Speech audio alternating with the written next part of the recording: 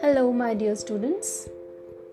Today we are going to start with the biology part of Science Class 9th with the chapter Fundamental Unit of Life. We have learned about living things and non-living things. Living things have life. But how does this life start? What are these living things made up of? All the living things, like take your own example. What is your body made up of? Your body have different organ systems like the digestive system, the nervous system, the muscular system, respiratory system. These systems are made up of different organs. Like the digestive system has mouth, esophagus, stomach, large intestine, small intestine. And how are these organs made? These organs are made up of different types of tissues. And if you keep these tissues under a microscope, you will find out that these are made up of cells. Many cells. Many cells combine to form tissues, and tissues combine to form organs. Therefore, the smallest unit of life is a cell. Every living thing is formed from many cells. But we should also mention here that there are many organisms which are made up of only single cells. Now, the organisms which are made up of many cells are called multicellular organisms, like yourself. Dogs, cats, they are made up of many cells. But an organism which is made up of only single cell, for example, amoeba, chlamydomonas, paramecium, bacteria, these are known as unicellular organism. The cells can be viewed under a microscope because they are very small, they are microscopic. And if you look at different types of cells of different organisms, you will find that they look very different from each other. Because cells vary in shape and size. Cells may be oval, spherical, rectangular, spindle shaped, or sometimes totally irregular, like the nerve cells. The size of cell also varies in different animals and plants. Most of the cells are microscopic in size, like the red blood cells or the RBCs, while some cells are fairly large, like the nerve cells. Average size of cells vary from 0.5 to 20 micron. Cell was first discovered by the scientist Robert Hooke in 1665. He observed that just like honeycomb, organisms are composed of small compartments, and he named these compartments cells. He also came up with his own cell theory, which stated mainly 3 points. Firstly, all living organisms are composed of cells. Secondly, cell is the fundamental unit of life. And thirdly, all new cells come from the pre-existing cells. Which means a cell is only capable of producing another cell. Students, just like we have different organs in our body, a cell also have different structures which are called organelles. Our organs perform different functions in our body, like respiration for lungs, stomach participates in digestion, etc. Similarly, different structures or organelles of a cell perform different functions in it. So let's see the basic structure of a cell. A cell consists of nucleus, plasma membrane, and cytoplasm. Other than this, there are different structures like endoplasmic reticulum or the ER, Golgi bodies, lysosomes, mitochondria, plastids, and vacuoles. All of these are cell organelles. Just like our skin prevents foreign substances from entering our body, a cell has a cell membrane or plasma membrane. And just like we have blood in which all the organs of our body are floating, a cell has cytoplasm in which cell organelles are floating. All the organelles of the cell are doing different functions. The nucleus is a highly specialized organelle that serves as the information processing and administrative center of the cell. This organelle has two major functions. It stores the cell's hereditary material or the DNA, and it coordinates with the cell's activities, which includes growth, metabolism, protein synthesis, and reproduction. Since it carries out these important vital functions of the cell, it is called the brain of the cell. The nucleus has a double-layered covering called the nuclear membrane. The nuclear membrane has pores which allows the transfer of material from inside the nucleus to its outside, that is to the cytoplasm. The nucleus contains chromosomes. Chromosomes contain information for inheritance of characters from the parents to the next generation in the form of DNA or the deoxyribonucleic acid molecules. Chromosomes are composed of DNA and protein. DNA molecules contain the information necessary for constructing and organizing cells. The functional segments of DNA are called genes. In a cell which is not dividing, this DNA is present as part of chromatin material. Chromatin material is visible as entangled mass of thread-like structures. Whenever the cell is about to divide, the chromatin material gets organized into chromosomes. The cytoplasm is the fluid content inside the plasma membrane. It also contains many specialized cell organelles. Each of these organelles perform a specific function for the cell. Plasma membrane is the covering of the cell that separates the contents of the cell from its external environment.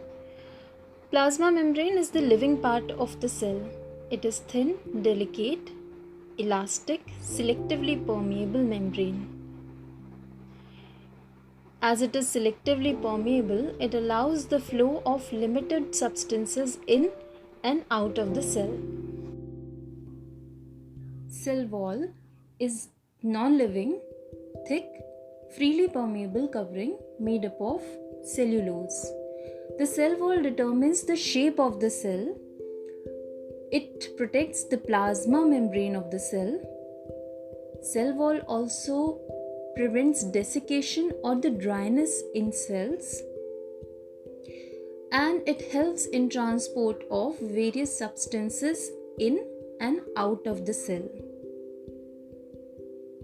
Protoplasm is a jelly-like, viscous, colorless semi-fluid substance in various cell organelles present in the colloidal form. Now, protoplasm can be of two types, cytoplasm and nucleoplasm. Cytoplasm, it is that part of protoplasm which surrounds the nucleus, which is present outside the nucleus. And nucleoplasm, as the name suggests, is that part of protoplasm which is located inside the nucleus. The protoplasm acts as a store of vital chemicals like the amino acids, proteins, sugars, etc. and it also is the site of metabolism of the reactions. Protoplasm can be again thought of as our blood, because blood also contains different types of hormones and chemicals and different types of cells like RBCs, WBCs. Similarly, protoplasm contains the vital chemicals like amino acids, proteins, sugars, and again it is a site for the metabolic reactions. A very important organelle which is known as Golgi body, or it is also called as Golgi complex or Golgi apparatus, is present in a cell, and it was discovered by Camillo Golgi.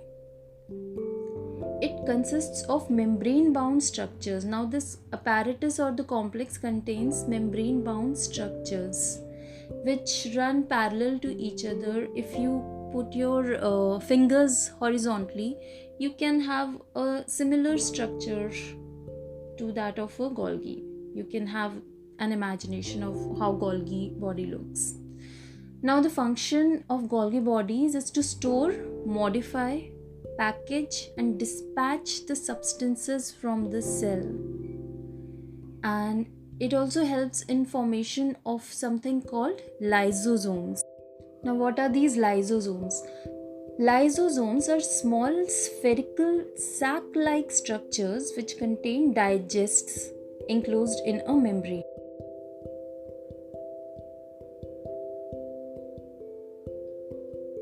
Digestion occurs.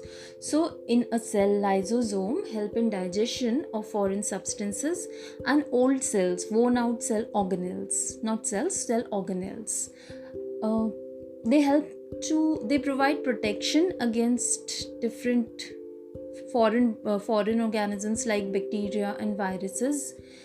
They keep the cell clean. It's like the digestive system. During the disturbance in metabolism, cellular metabolism, for example,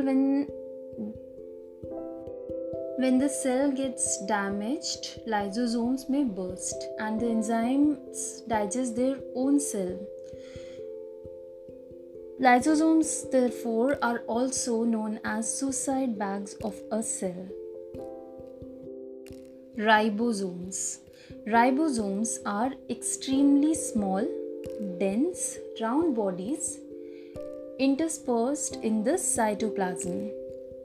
Ribosomes are made up of ribonucleic acid or RNA and proteins. The function of ribosome is the protein synthesis. An organelle called mitochondria, which are rod-shaped small organelles, are present. Mitochondria is a double membrane structure.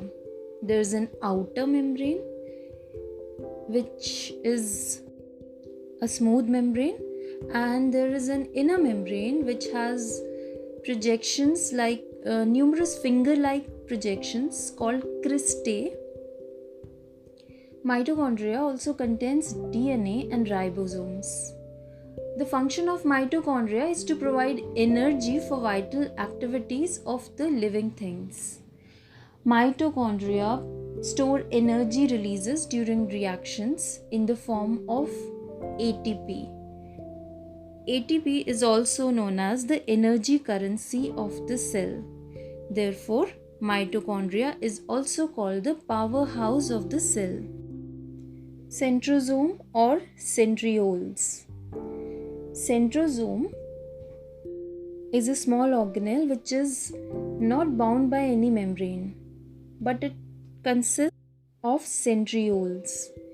Centrioles are hollow cylindrical structures arranged at right angle to each other, and these centrioles are made up of something called microtubules. Centrioles help in the cell division, and they also help in formation of movement organs called cilia and flagella. An organelle called plastids are spherical or discoidal in shape. These are present in most of the plant cells, but are absent in animal cells. Plastids are double membrane bound organelles, and plastids has a speciality. They also have their own DNA and ribosomes. Now these plastids can further be of three types: chloroplast, chromoplast and leucoplast. Chloroplasts are the green colored plastids containing chlorophyll. Chloroplasts can manufacture food for the process of photosynthesis in plants. Chromoplasts are the colorful plastids. They provide color to the flowers and fruits. And leucoplasts are the colorless plastids.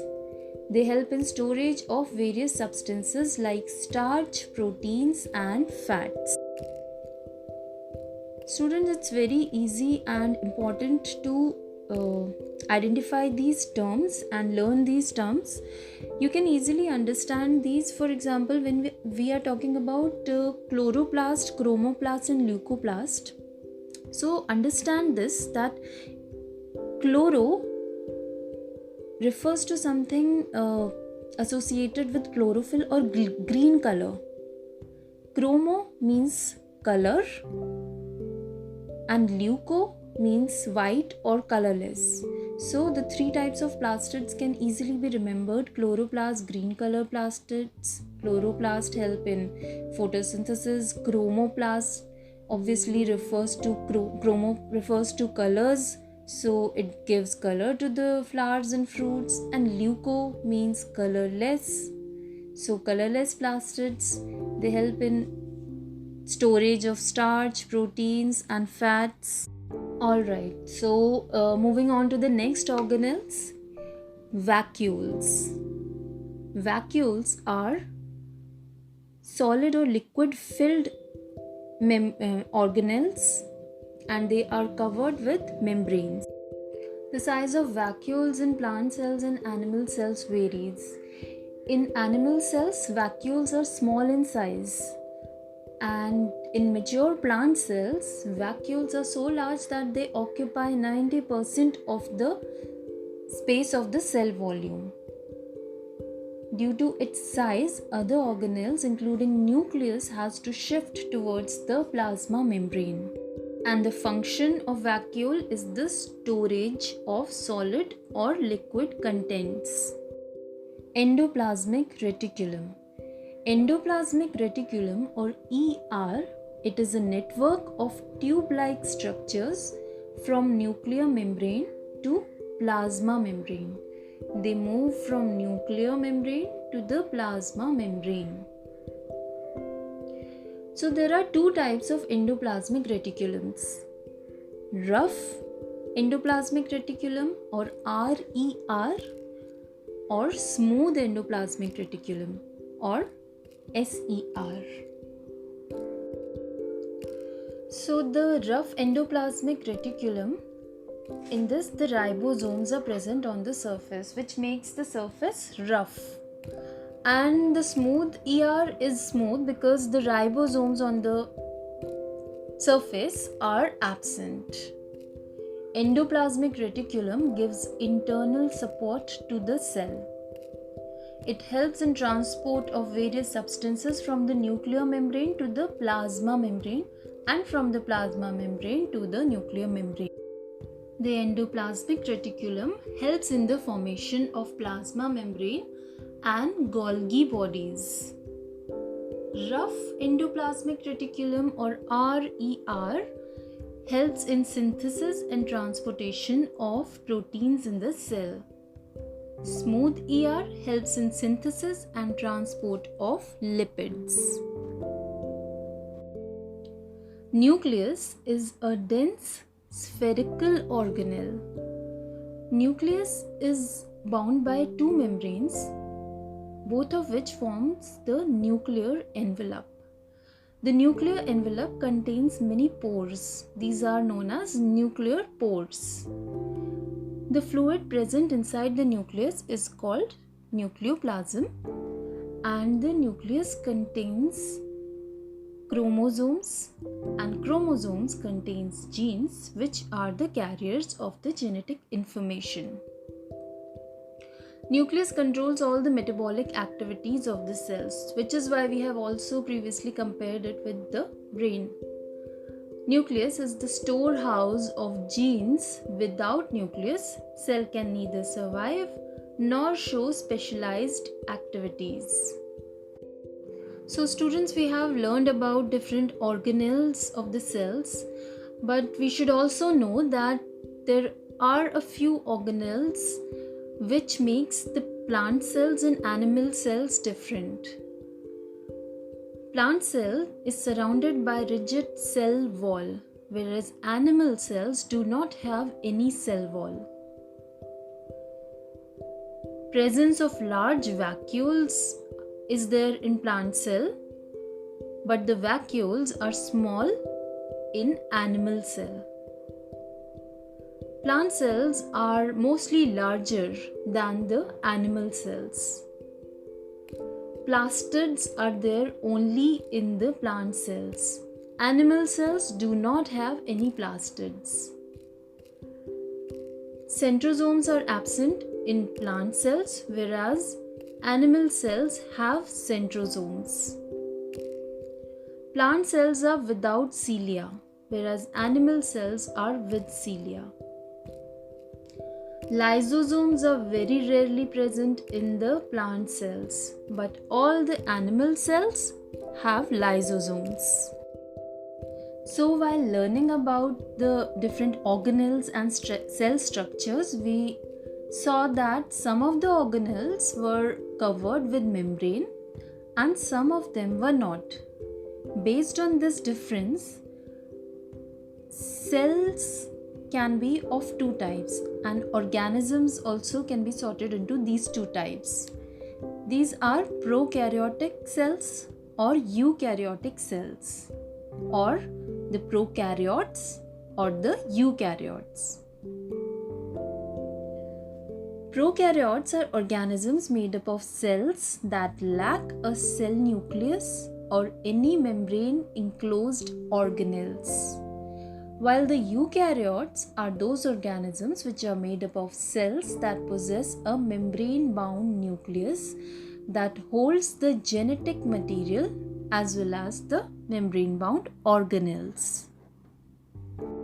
Therefore, such organisms whose cells lack a nuclear membrane or membrane-bound organelles are called prokaryotes. Pro means primitive or primary. Karyot or karyon means the nucleus. The significance of membranes can be illustrated with the example of viruses. Viruses lack any membranes and hence do not show any characteristics of life until they enter a living body and then use its cell machinery to multiply. The process by which new cells are made is called cell division. New cells are formed in organisms to grow, replace old cells, dead cells or injured cells, and to form gametes required for reproduction. There are two main types of cell divisions.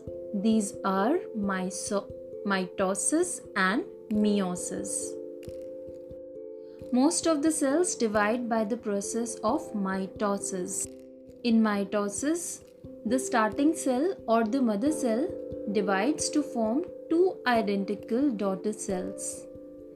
These daughter cells have the same number of chromosomes as the mother cells. It helps in growth and repair of tissues in organisms.